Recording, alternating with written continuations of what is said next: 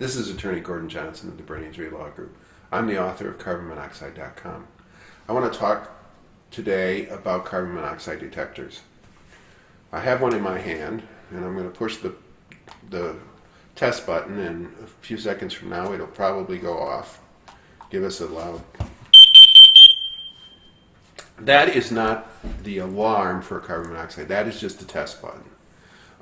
I wish all of you had one of these. This is a very sensitive carbon monoxide detector that will test levels as low as 2, 3, 4 parts per million.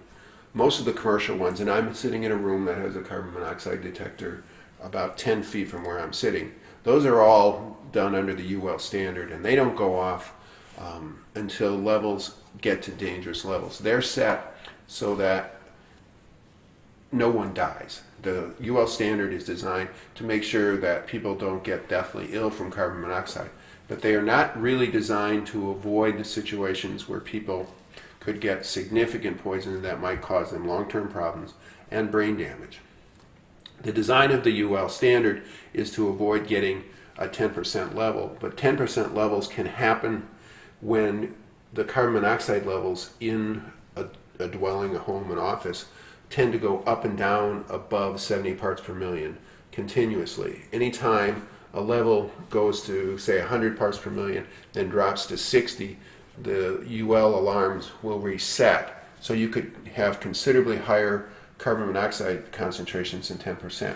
That's why I always carry with me one of these. This is a called a CO Experts alarm. They're difficult to get now, but there are other ones that are online. You can get them on Amazon that are sensitive alarms. I'm glad that I have the UL alarms in my home. I'm glad that I have them in my office. They will warn me if I am in a situation that will be immediately dangerous to my health. But I never sleep without one of these nearby. I put one of these in my suitcase. I travel with me at all times. I make sure that there's one of these in my office, and I even give these away to colleagues at Christmas time because I think they're so important. The ones on the ceiling, I just bought 2 more today, so I'm not saying they're useless.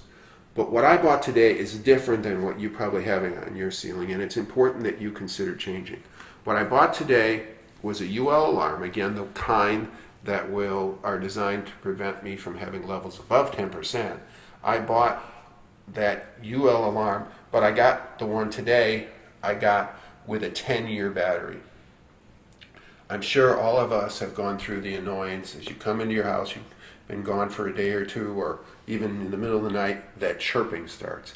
The chirping is there because your alarm batteries need to be replaced. You may have it wired into your ceiling like I do, but you still have to replace those batteries every 6 months to a year. They say that you should always replace the batteries when you set the clocks back or the clocks forward.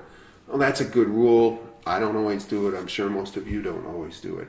So what happens is when my batteries get low, they start to chirp. If you have a lot of carbon monoxide detectors, it can take you a while to figure out which one's chirping and which is due. More important than that, people die, especially in rental dwellings, because those alarms have had bad batteries. Most states are requiring carbon monoxide alarms in homes, in rental places. Not as many in commercials and schools as should be. They are required where people sleep, but if the batteries have run down and somebody either got annoyed by the chirping or just failed to replace it during the period of time that it was still viable enough to chirp, those alarms are worthless. Today, all the major manufacturers of carbon monoxide alarms make alarms that have 10-year batteries. They shouldn't make the 6 months replace some batteries anymore.